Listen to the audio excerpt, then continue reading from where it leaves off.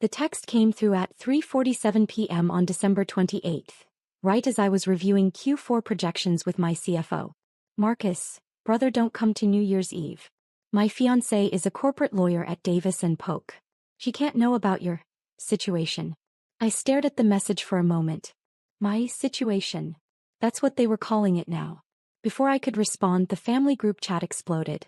Boom. Marcus is right, honey. This is important for his career. Dad, Amanda's from a very prestigious family. We need to make the right impression. Sister, Jenna, maybe next year when you've figured things out? I watched the messages pile up. 3 dots appeared under Marcus's name again. Marcus, Amanda thinks I come from a family of achievers. Having you there would complicate that narrative. You understand, right? My executive assistant, David, knocked on my glass door.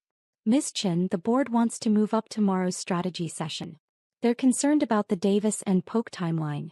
I held up one finger. David nodded and stepped back. We're doing this for you too, sweetie. You wouldn't feel comfortable anyway. Amanda's friends are all Ivy League lawyers and investment bankers. Dad, her father is a senior partner at Sullivan & Cromwell. These are serious people. I took a breath and typed 2 words. Me understood. Marcus, thanks for being cool about this. I'll make it up to you.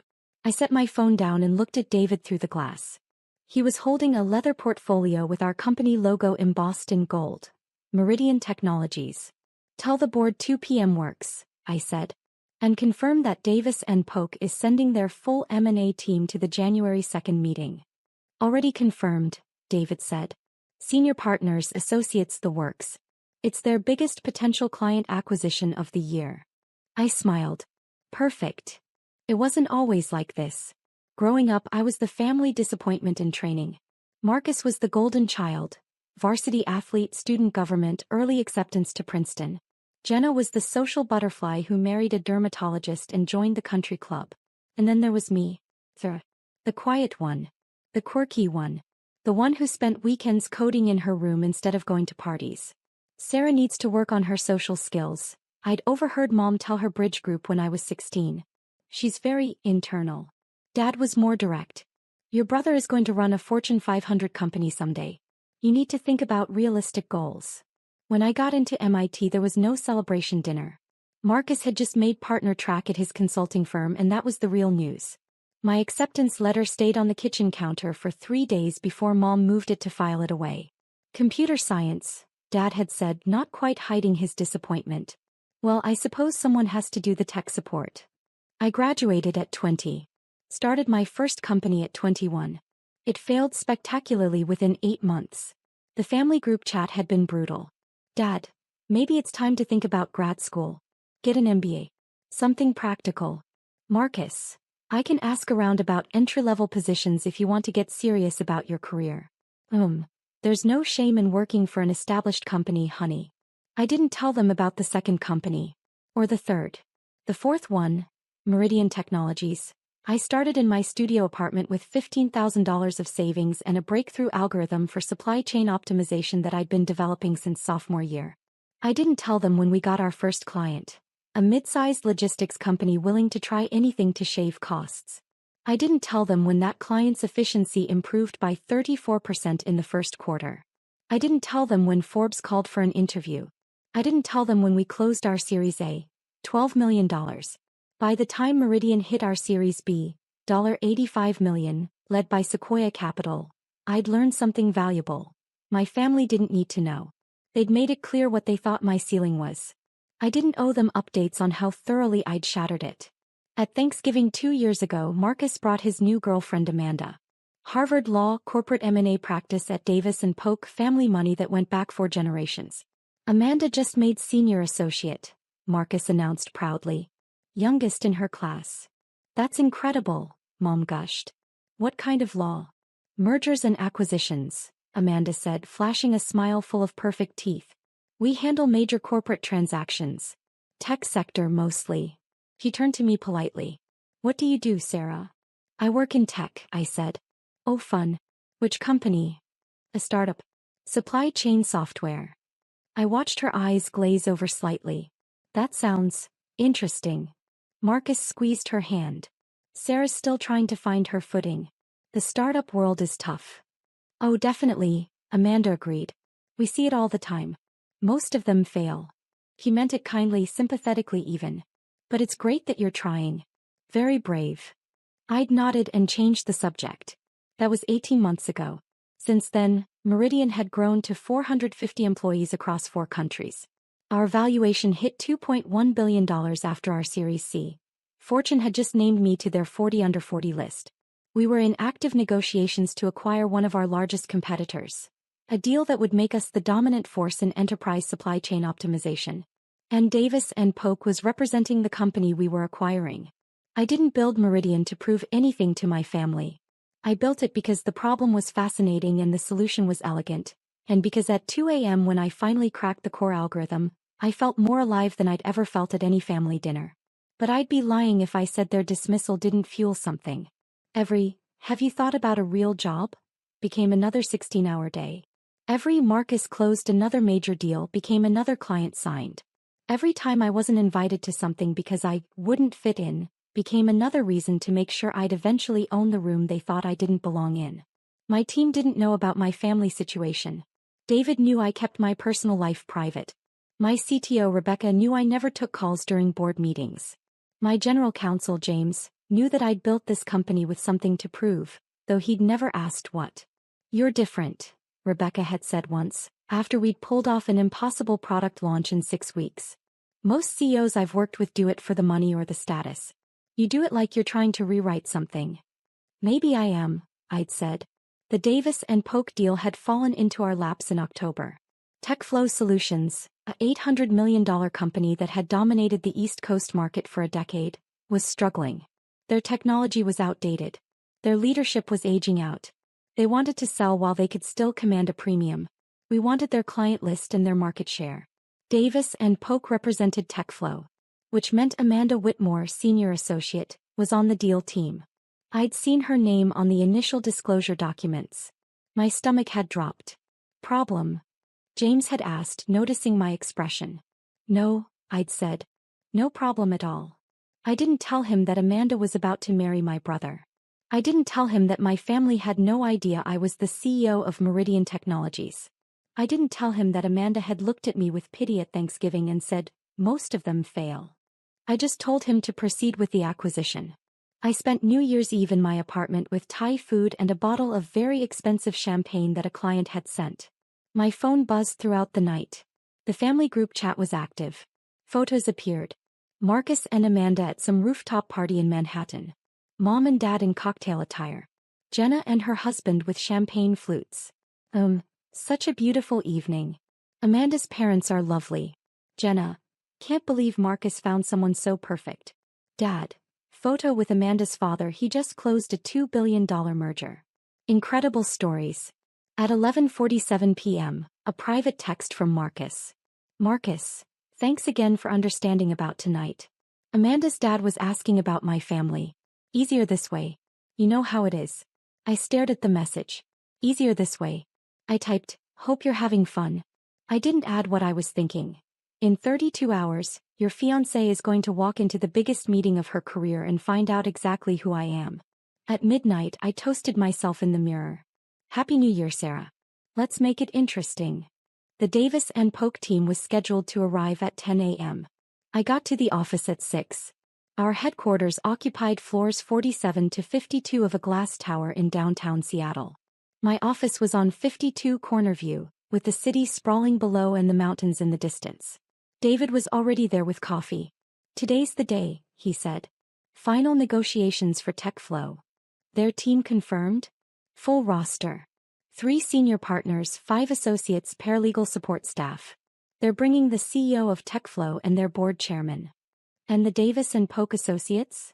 David checked his tablet. "Amanda Whitmore is listed as second chair on the transaction.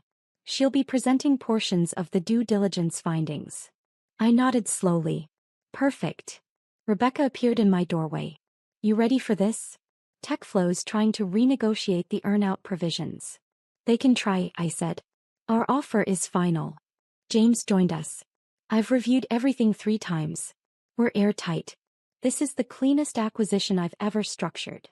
I looked at my team. They'd worked for 6 months on this deal. Late nights, weekend calls, endless revisions. They deserved to see it close. And they deserved to watch me do it. Conference room A, I said. I'll present the opening remarks. Rebecca, you'll handle tech integration. James, you've got the legal framework. David, make sure their team has everything they need. You're personally presenting? Rebecca looked surprised. I usually let my team take the lead in negotiations while I observed. Today I am, I said. At 9:45, David knocked. They're in the lobby. Security is bringing them up. I stood and smoothed my jacket. Navy blue Tom Ford, custom tailored. Hermes scarf. Louboutin heels. I dressed carefully. Not to impress, to remind myself who I'd become. The woman who got excluded from New Year's Eve didn't exist anymore. But the woman who built a $2.1 billion company from a studio apartment? She was about to make quite an entrance. Conference room A was our showcase space. 40-foot marble table. Floor-to-ceiling windows. Meridian's logo etched in glass on the far wall. Screens embedded in the table for presentations. I was already seated at the head of the table when they arrived. David opened the doors. Gentlemen, ladies, welcome to Meridian Technologies. The Davis and Polk team filed in first.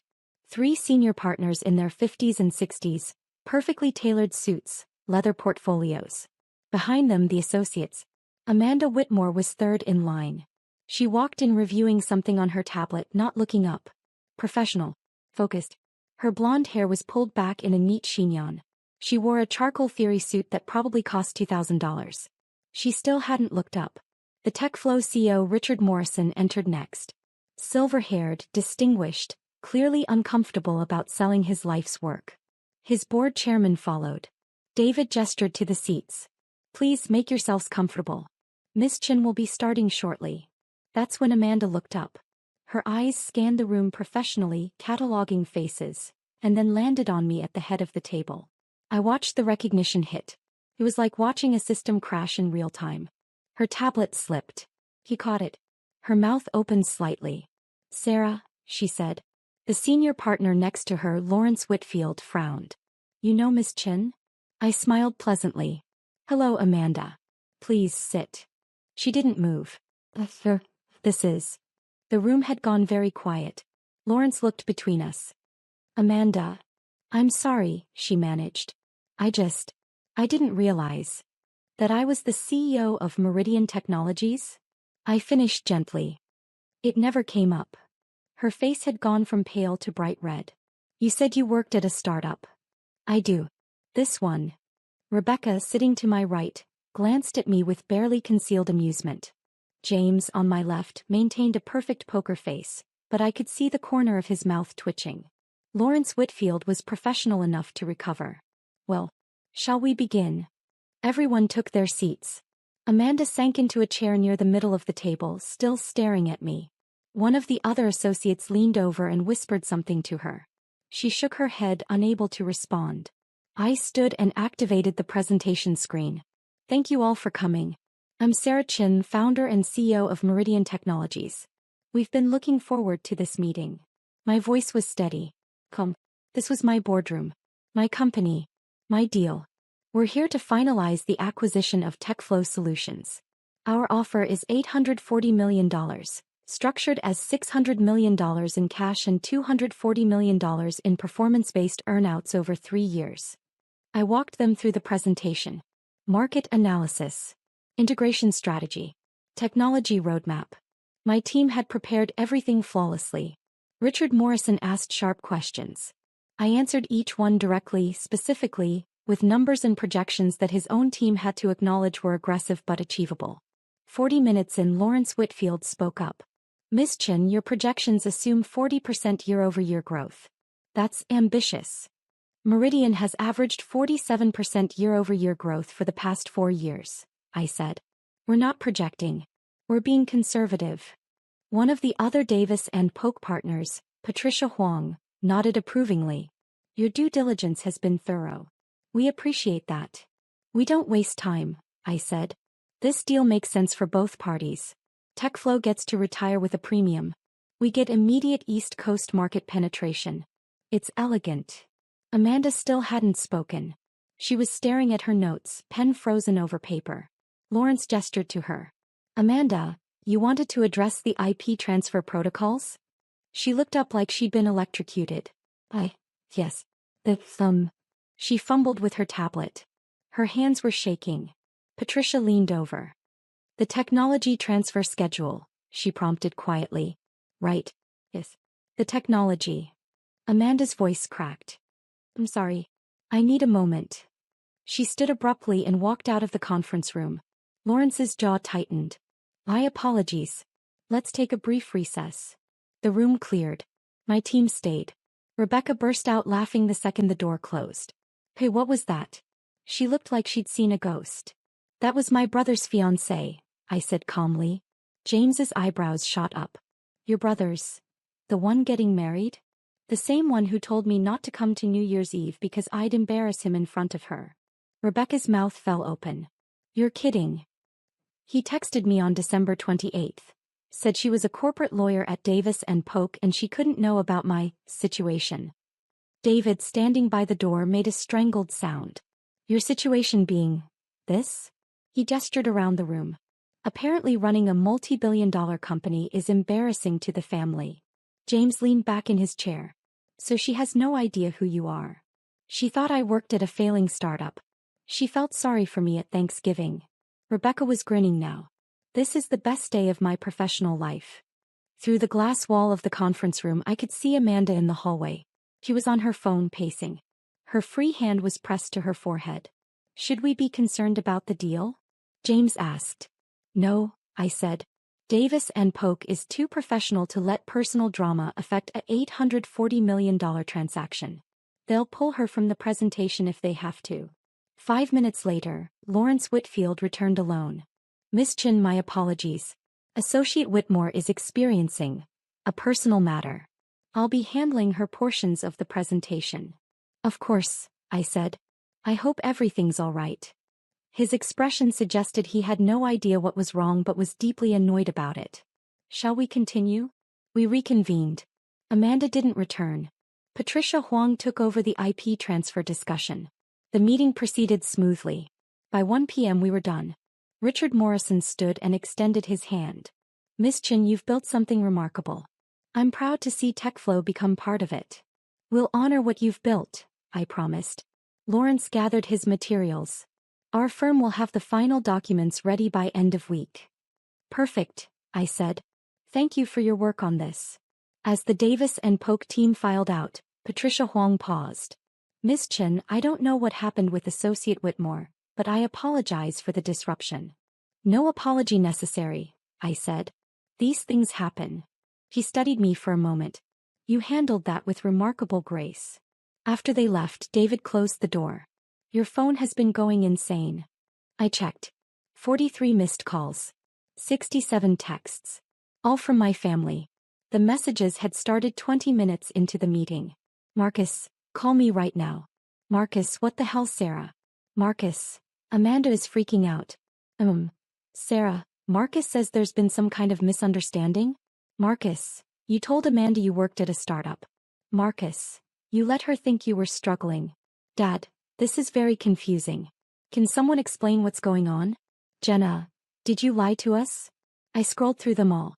Then I opened the family group chat and typed. Me, I never lied. You never asked. My phone immediately rang. Marcus. I let it go to voicemail. It rang again. I silenced it and set it face down on my desk. David knocked. Your 2 p.m. with the board is in 10 minutes. I'll be there. And, there's someone in the lobby. Says she's your mother. I closed my eyes. Send her up. Mom appeared in my doorway 5 minutes later. She'd clearly rushed over from wherever she'd been. Her coat was buttoned wrong. Her hair wasn't perfect. She stopped when she saw my office. The view. The size. The Meridian logo on the wall. The framed Fortune magazine cover with my face on it. Sarah, she said quietly. What is this? This is my company, I said. Meridian Technologies. I founded it 6 years ago. 6 years. She sat down slowly in the chair across from my desk. 6 years and you never told us. You never asked what I was doing. You said you worked in tech. At a startup. This is a startup. It's just a successful one. He looked around again, processing. Marcus said Amanda met you. In a boardroom. You were running a meeting. An acquisition meeting. We're buying TechFlow Solutions for $840 million. Davis and Polk is representing them. Amanda's firm. Yes. Mom's hands were shaking. She called Marcus in a panic. He said you were the CEO. He thought she was confused. He thought maybe you were someone's assistant and she got mixed up. I'm the CEO, Mom. I've been the CEO since I started this company in my studio apartment with $15,000. $15,000. She trailed off. I don't understand. When Marcus started his consulting job we thought you were struggling. I was building something. But you let us think. At Thanksgiving when Amanda asked what you did. I told her I worked in tech at a startup. That's true. But you didn't tell her you owned it. She didn't ask. I kept my voice level. She assumed I was failing and felt sorry for me. You all did. Mom flinched. That's not fair. Isn't it? When I got into MIT, Dad said someone had to do the tech support. When my first company failed, you suggested I get a real job. When Marcus made partner at his firm, you threw him a party. When Meridian closed our Series A, $12 million, Mom, I was 23 years old and you didn't even know it happened. You didn't tell us. Because you'd made it very clear what you thought I was capable of. He sat back wounded. So this is, what? Revenge. No, I said. This is me living my life. Building something I'm proud of. You're the ones who decided I was an embarrassment. I just stopped trying to convince you otherwise. Marcus said you ruined his New Year's Eve. I wasn't at his New Year's Eve. That was the whole point. You know what I mean. Amanda is mortified. She told her whole family that Marcus comes from a family of achievers, and then she walks into a meeting and finds out his sister is. She gestured around helplessly. More successful than she expected? You're being cruel. Am I? I stood up. I have a board meeting in 3 minutes, Mom. You're welcome to stay in Seattle and we can have dinner tonight, but right now I have a company to run. She stood too, gathering her coat. At the door she paused. Your father is very upset. I'm sorry to hear that. We thought we knew you. You never tried to know me, I said quietly. You decided who I was when I was 16 and never updated your assessment. She left without responding. The board meeting ran until 4:30. Strategic planning for Q1, budget approvals, discussion of the TechFlow integration timeline. When I returned to my office, David was waiting with a bottle of scotch and 2 glasses. That bad? I asked. Your family has called 17 more times. Your brother is in the lobby. I poured 2 fingers of scotch. Send him up. Marcus looked different in my office. Smaller somehow. He was wearing his consulting firm's standard uniform. Navy suit, white shirt, red tie. The uniform of someone who worked very hard to look successful. He stared at my office the same way Mom had. Then at me. Jesus Christ, Sarah. Hello, Marcus. You're actually. He couldn't finish sentences. Amanda said you were the CEO. I told her she was wrong. That you worked at some little software company. She sent me your Forbes profile. He held up his phone. My face stared back from the screen. 40 under 40. Net worth estimated at $400 million. He looked up. Is that real? The estimate is low, I said. But close enough. He sat down heavily. Why didn't you tell us? When should I have told you? When you announced your engagement and talked for 45 minutes about Amanda's career. When Dad spent Christmas dinner explaining how consulting firms work. When you texted me not to come to New Year's because I'd embarrass you. I didn't mean. You did mean it, I said. You meant every word. You were embarrassed by me. You didn't want your successful fiancée to know you had a sister who was a failure.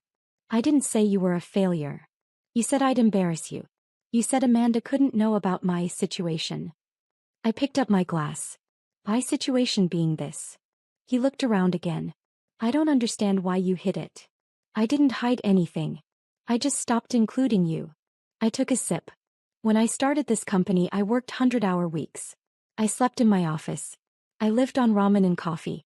And every single family dinner, every phone call, every holiday, you all talked about your achievements while I sat there and smiled. You could have told us what you were working on. I tried. Once. Do you remember? 2 Christmases ago, I mentioned we'd signed our first major client. Dad changed the subject to ask about your promotion. Marcus was quiet. So I stopped trying. I continued. I built this company with people who believed in me. My team. My investors. People who didn't need me to prove I was worth listening to. Amanda is devastated, he said finally. Amanda felt sorry for me. She looked at me like I was a charity case. And you let her. What am I supposed to tell her? That's not my problem, Marcus. He stood up angry now. You made me look like an idiot. No, I said. You made yourself look like an idiot. You assumed your sister was a failure and built your relationship on that assumption. That's on you. This is going to ruin things with her family. Then you have a choice to make. He stared at me. What choice? Whether you're going to spend your engagement dinner apologizing for having a successful sister, or whether you're going to figure out why you needed me to be unsuccessful in the first place. He left without answering. The next 2 weeks were chaos. Amanda requested a transfer to Davis and Polk's DC office. The firm granted it. Lawrence Whitfield sent me a formal apology for the disruption, and a bottle of wine that cost more than a car. The TechFlow acquisition closed without incident. Richard Morrison sent me a handwritten note thanking me for honoring his legacy. Marcus and Amanda postponed their engagement party. The family group chat went silent. Then on January 18th I got a text from Dad. Dad, can we talk? Just you and me. We met at a coffee shop near my apartment. Neutral territory. He looked older than I remembered. Tired. Your mother says I owe you an apology, he started. Do you think you do? He stirred his coffee for a long time. I read the Fortune article. All of it. The whole profile. And you built something extraordinary. He looked up. And I had no idea. I know. The article mentioned you started with $15,000. In your apartment. Studio apartment. 400 square feet. While we were. He trailed off. While I was telling you to get an MBA and find a real job. Yes. He was quiet for a moment. Why didn't you tell us? Because you'd made it very clear you didn't think I could do it. That's not. He stopped. That's fair. That's probably fair. Probably. He sighed. You were always so quiet. So different from Marcus and Jenna. I thought you needed direction. Structure. I thought I was helping. By telling me to aim lower? By trying to protect you from failure. He met my eyes. I was wrong. It was the first time I'd ever heard him say those words. Marcus is having a hard time, he continued. Amanda's having a hard time. Your mother is confused and hurt. Jenna called me crying yesterday because she doesn't understand what happened. What happened is you all decided I was an embarrassment and uninvited me from New Year's Eve. And then you found out I wasn't who you thought I was. We never thought you were an embarrassment. I pulled out my phone and showed him Marcus's text. She can't know about your situation. Dad read it. His jaw tightened. That's not acceptable. But it's honest, I said. That's how you all saw me. The one who didn't fit. The one who'd bring down the energy. I'm sorry, he said quietly. For what specifically? He looked surprised by the question. Then thoughtful. For not asking what you were working on. For assuming you needed my advice instead of my support. For not celebrating MIT the way we celebrated Marcus's Princeton acceptance.